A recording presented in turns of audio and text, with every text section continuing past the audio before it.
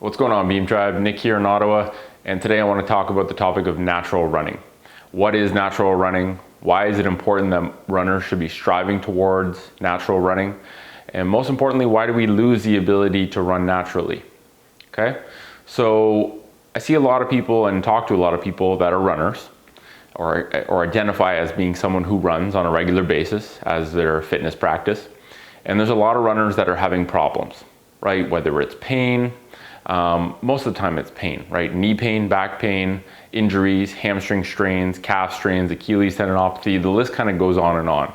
And it's always been this weird thing where, humans have essentially adapted to be extremely advanced endurance running machines, right? Running for long distances was such a deep part of our evolutionary history that we've adapted things like being able to sweat and cool ourselves down. We've adapted things like a really thick, robust Achilles tendon that acts as a giant spring so that we can run efficiently without using as much energy. And the fact that a lot of runners or a lot of people who run are breaking down and getting injured doing something we are literally adapted to do extremely well has always been sort of a confusion point for me. But when you start to look at it through the lens of natural running and the fact that, why should people care about natural running? And what does natural running mean?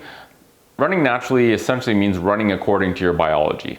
So using your body as it was intended in terms of the movement of running. And if we call natural running plan A, the further you get from plan A, the less efficient your running is. And efficient running both reduces injuries risk and also improves performance. So why should you care about running naturally? Well, it's the way you're going to eliminate as much as possible the risk of injury, and it's the way you're going to be the best runner. And so running naturally should be this goal, this plan A that everyone's striving towards. And every time you have some sort of restriction in your body, typically from doing unnatural things with your body, you essentially get relegated to plan B, C, D, E, F, all the way down the line to plan Z. And why do we lose the ability to run naturally? That's how we're supposed to run. Why do we lose the ability to run naturally? And I think a big part of that is the fact that we no longer use our bodies naturally, right? If we all used our body in a natural way during the day, where we moved, we ran, we hunted, we didn't spend a whole lot of time sitting in chairs, we didn't cover our feet with pillows, with cushioned footwear, we wouldn't need to be having this conversation because we would all run naturally. But the fact that we start to do things like spending a huge amount of time sitting in chairs in a fixed position, the fact that we wear footwear that provides cushioning, which is unnatural, right? We weren't adapted to having Nike Airs on our feet when we were running and hunting, doing subsistence hunting. And so the more unnatural things we do to our body, the further away we get from being able to run naturally.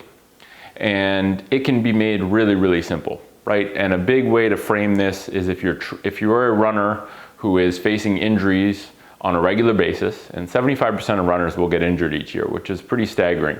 And you want to get to a point where you can embark on a sustainable running journey, right? If you want to get to a point where you can run sustainably without getting injured, then you need to do your own natural running experiment. And what that requires you to do is collect data, so write down how your runs go, how you feel, where you're getting pain.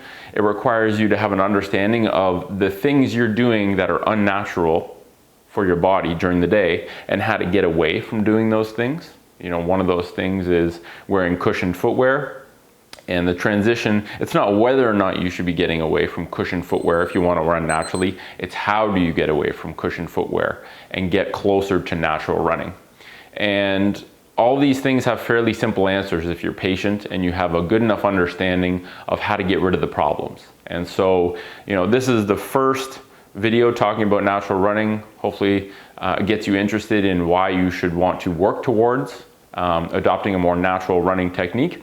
And we're going to do more videos. We're going to do a series on doing your natural running experiment, where we'll break down some variables you can work on. And we'll also do some things on how to restore a natural body so that you can run naturally. So hopefully that gives you a bit of an understanding of natural running and why it should be of interest. And we'll catch you in the next video.